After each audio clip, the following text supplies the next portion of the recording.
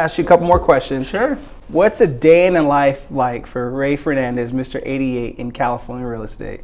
Pre-pandemic or post-pandemic or during pandemic? Let's go right now. Let's talk about now. We're in a pandemic. Normal times would be for me to wake up at 3:30 in the morning on a daily basis. 3:30 to 4 in the morning, I'll wake up. I like to go to the gym for 30, 45 minutes. Okay. So I go to the gym. My goal is to be in my office by 5 in the morning. So between 3:30 and 5, I am to exercise, get myself ready, and then be in the office, suit up, ready to go to work at 5 a.m. And I do this on a constant basis, Monday through Saturday. Okay. So Monday to Saturday, I'm in the office at 5 in the morning. Okay. From 5 to 7 in the morning is the time that I use to build up my skills, learn about the market, and prepare myself so I can better serve my clients.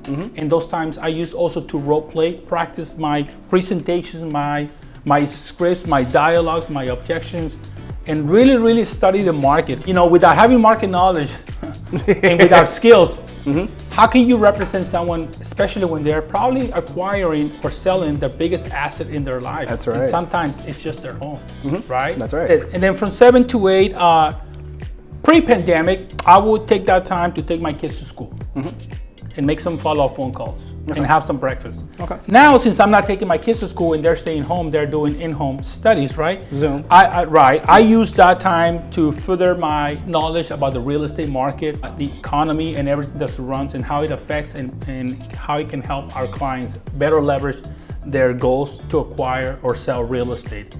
And at 8 o'clock to 8:30 a.m. is the time that I use to follow up with my clients or calls that I got from the day before. Right.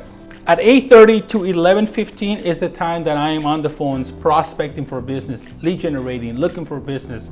And I normally call people who had their home on the market, like this lady, and didn't sell it, to ask for an opportunity to meet with them and see if I can help them align their expectations with the market.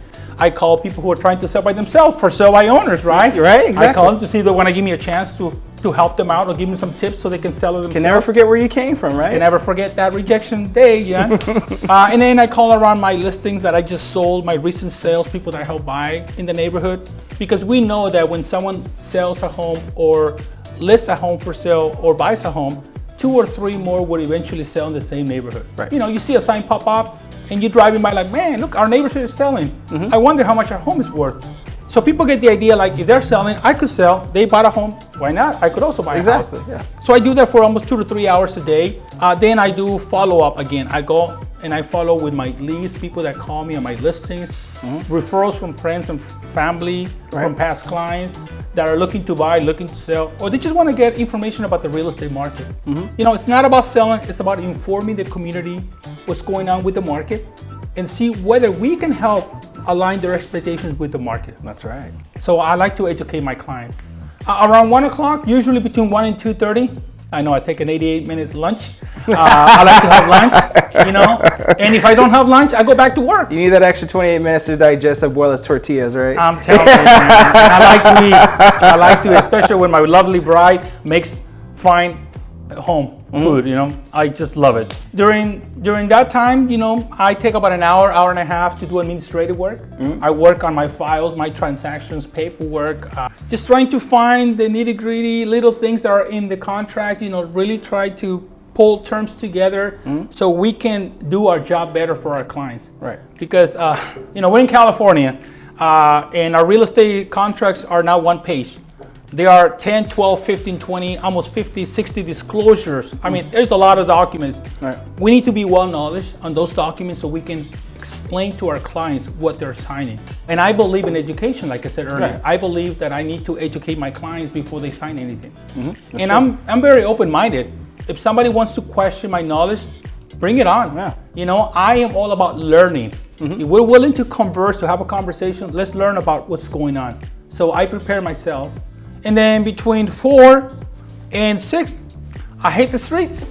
I'm out there door knocking. Now, right now you can't door knock because of the pandemic. So I just pass out some flyers about updates on the market, new listings, new sales, any products that could benefit homeowners to buy or sell, to invest in real estate. And if I'm not able to go out there, if it's raining, sorry about that, if it's raining or what have you, then I would just get on the phone and start making more phone calls. Keep calling. my past clients, my friends, my neighbors. I call whoever gives me their number. I'm not afraid. You call me, you send me a text, say, Ray, I want to buy a house. I'll be calling you. Or even if you have just a question about the market. And one thing that everyone should know is you can call me and block your number and ask me a question. And believe me, I will answer your call. I will return your message, and I will not ask for your business until I feel I have delivered enough valuable information to earn your trust. Because I believe that I have to give before I receive. You do. And that's my belief. So around 6 to 7, I like to get back home and start working on some paperwork if I have to, return some calls or do some administrative work. And if not, I think it's a good time for me to eat. You got to eat again. We all got to eat. Yeah. And then I normally finish my day, my actual office day, between 7 and 7:30. Normally, sometimes we go beyond that. Right. And I like to go to sleep around 8:45 to earlier than 10. I feel that only 5-6 hours of sleep is all I need. I don't need to sleep more than 5 hours. As long as I eat good, I drink good water and a lot of coffee, which I do, I should be fine. And this is my schedule on a Monday through Saturday. And Sundays, honestly, Sundays I like to take off. But just lately, I've been working even Sundays because a lot of my clients, especially in the luxury market, they tend to view properties on the weekends. They tend to be... Oh, no, they're working. Yeah, they tend to be... So, I'm very flexible.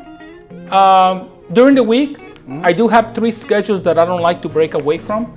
And from 7 to 9 on Wednesdays and Thursdays, I like to go to church and I like to go to men Bible study. And on Mondays, I like to go see my son play soccer. So if you can respect that, then I think we can work together.